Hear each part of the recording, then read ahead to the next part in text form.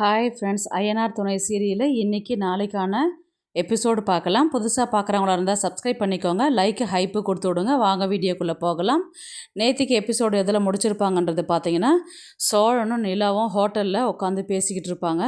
யாருமே இந்த மாதிரி தனியாக டிரைவருக்குன்னு ரூம் புக் பண்ண மாட்டாங்க.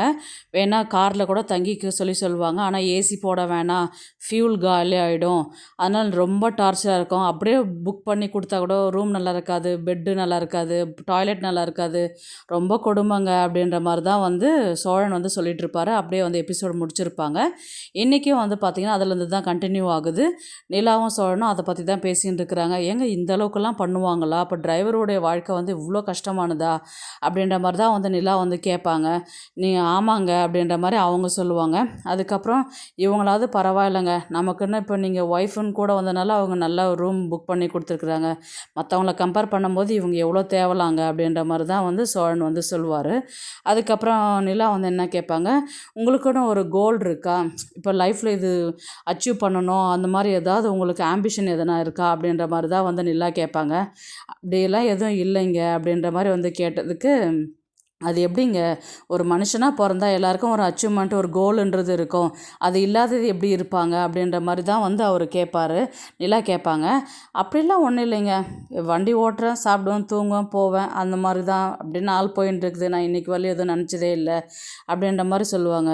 என்னங்க யோசிச்சு பார்த்து சொல்லுங்கள் அப்படின்ற மாதிரி தான் நிலா சொல்லுவாங்க.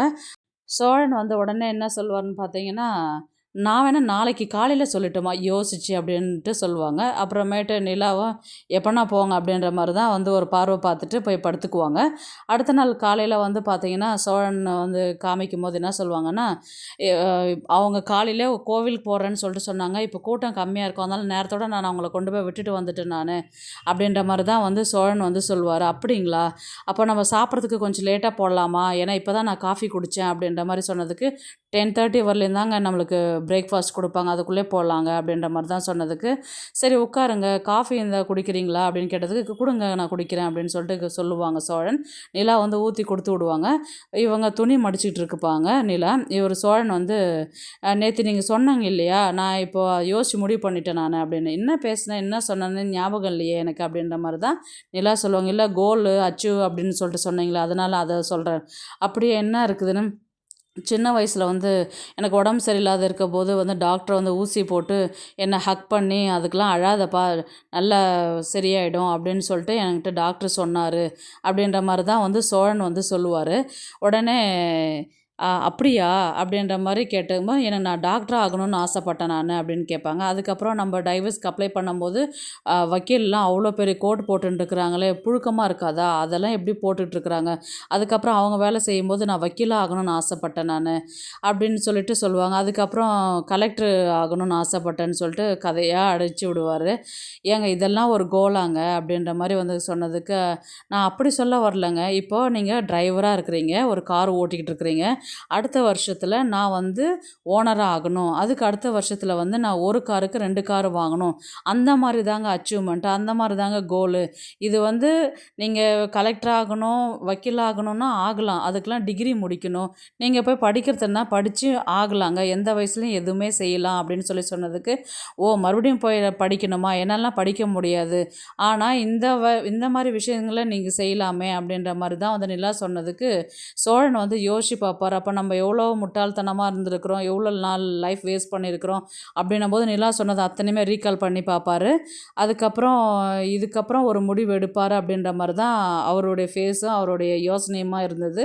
அதுக்கப்புறம் பார்த்திங்கன்னா சேரனை தான் காமிப்பாங்க. அனீஷ் கால் பண்ணி, பையா இந்த மாதிரி எங்கள் வீட்டிலேருந்து எல்லாருமே வந்துட்டாங்க, சென்னைக்கு வந்துட்டதாகவும், சென்னையிலேருந்து இங்கே கிளம்பி வர மாதிரி இருக்கிறான்னு சொல்லியிருக்கிறாங்க, எங்களுக்கு ரொம்ப பயமாக இருக்குது அப்படின்ற மாதிரி அனீஷ் சேரனுக்கு ஃபோன் பண்ணி சொல்லுவார்.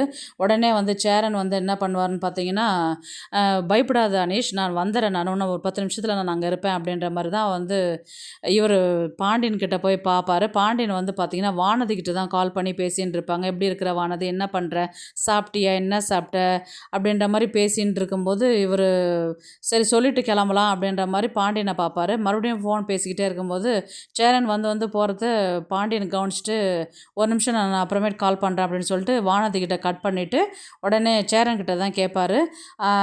என்னாச்சுண்ணா, என்ன விஷயம், ஏன் டென்ஷனாக இருக்கிற அப்படின்ற மாதிரி கேட்பாரு. இல்லைடா, அனீஷோடைய மாமா எல்லாம் இங்கே கிளம்பி வந்துட்டாங்களாம், அவங்க ரொம்ப பயப்படுறான், நான் வரேன்னு சொல்லிட்டு சொன்னேன், அதனால தான் நான் வந்து உங்கள்கிட்ட சொல்லிட்டு போகலான்னு பார்த்தா நீ ஃபோன் பேசிக்கிட்டு இருந்தேன், அதுக்காக வெயிட் பண்ணிக்கிட்டு இருந்தேன்னா அப்படின்னு. அதுக்கேனா வெயிட் பண்ணேன், சரி நான் கிளம்பி போயிட்டு வரேன், நீ கொஞ்சம் வீட்டை பார்த்துக்கடா அப்படின்ற மாதிரி தான் சொன்னதுக்கு பாண்டியன் உடனே என்ன சொல்வார்னா, நீ எப்போ சைக்கிள் மிதித்து எப்போ அங்கே போய் சேருவேன், நான் வண்டி ரெடி பண்ணுறேன், நீ சட்டையை மட்டும் மாற்றினா நான் உன்னை கூட்டிகிட்டு போகிறேன் அப்படின்ற மாதிரி வந்து பாண்டியன் வந்து சொல்லுவார். சரிடா அப்படின்னு சொல்லிட்டு சேரன் போயிட்டு ட்ரெஸ்ஸை மாற்றிட்டு வருவார். வெளியில் வந்து பல்லவன் இருப்பார். உடனே பாண்டியன், டே இந்த மாதிரி ஒரு விஷயமா நான் அண்ணனை கூட்டிகிட்டு போயிட்டு வரேன், நீ வீட்டில் இரு அப்படின்ற மாதிரி தான் வந்து பாண்டியன் வந்து சொல்லுவார். சரிண்ணா அப்படின்ட்டு பல்லவன் சொல்லுவான். உடனே வந்து கிளம்புற நேரத்தில் வானதி கால் பண்ணுவான். அப்போ பேசிட்டு வச்சு இது கட் பண்ணாங்க இல்லையா, அதனால் உடனே கால் பண்ணுவான்.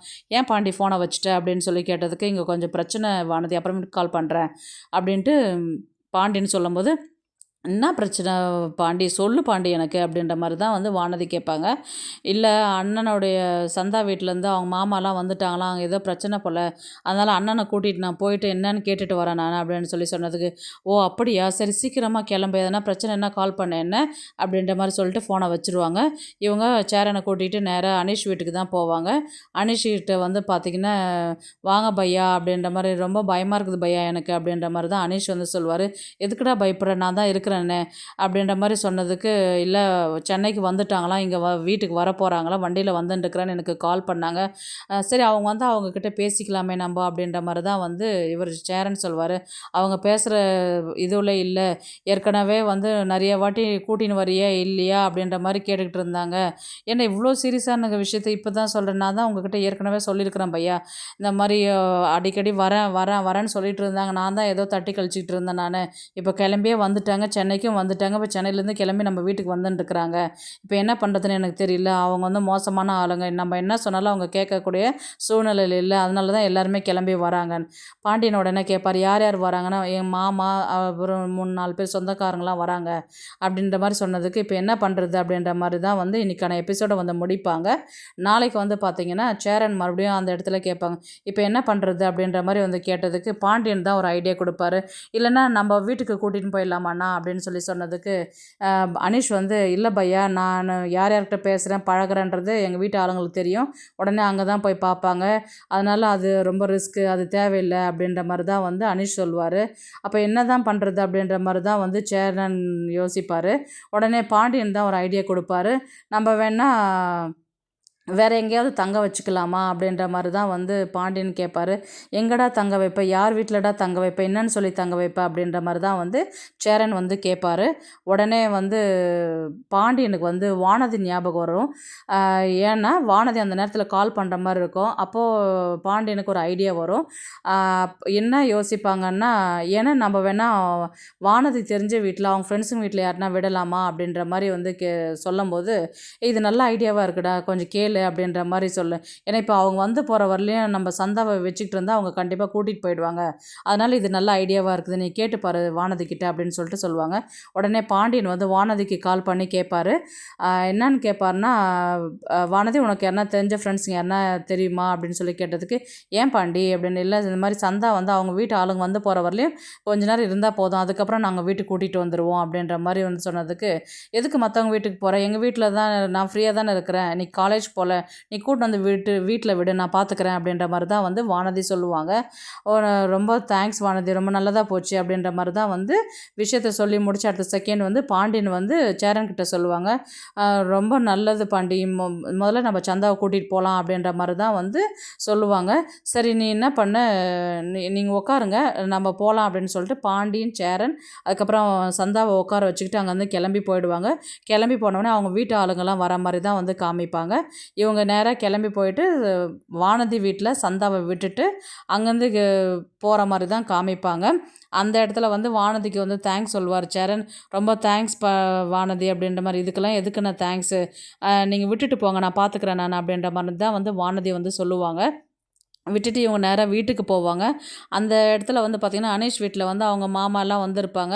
எனக்கு தெரியாது, எங்கே இருக்கிறான்னு தெரியல, அவளுக்கு ஏற்கனவே கல்யாணம் ஆயிடுச்சு, அவள் வீட்டை விட்டே போயிட்டா அப்படின்ற மாதிரி தான் ஏதாவது ஒன்று சொல்லி சமாளிப்பார். அப்படி இல்லைன்னா வெளியில் எங்கேயோ போயிருக்கிறாங்க, இந்த வீட்டிலே இல்லை, அவர் 2 நாளாக இல்லை, அதனால தான் நான் அவங்களுக்கு ஃபோன் பண்ணி சொல்லலை அப்படின்ற மாதிரி தான் அனீஷ் வந்து அவங்க சொந்தக்காரர்கிட்ட பேசுகிற மாதிரி தான் கொண்டு போவாங்க கதையை.